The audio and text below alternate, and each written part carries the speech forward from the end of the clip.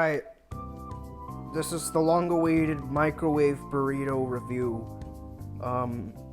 If you're wondering what happened to the spaghetti review, part 3, where we actually review the spaghetti, don't. So, the flavor of burrito is egg, sausage, bacon, and cheese. I personally prefer the one without bacon. Not that bacon is bad, it just tastes bad in this. But, you know, this is the second best.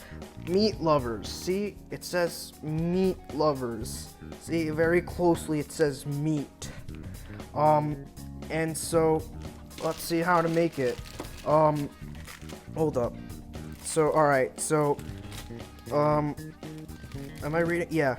So, 1 minute and 30 seconds in the microwave, and cook one burrito at a time. Open the package at the end. Alright, yeah. Hold on. Alright, I opened my burrito, and now time to cook the burrito.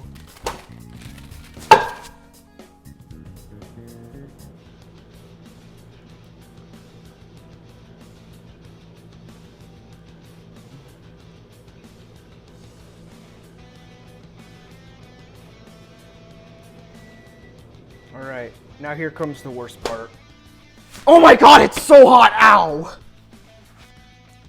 And there we have deliciousness in a plastic. That hurts. That's very hot. Hold on. Let's give it a moment to cool. There we go, that's a moment. Like, literally 5 seconds is a moment.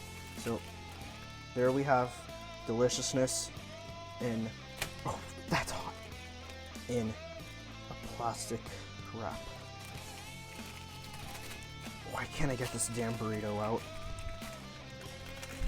Ow! Alright, fellas, time for the taste test.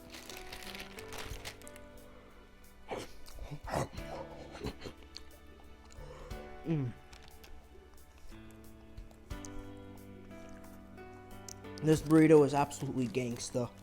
I rate it 6 out of 10.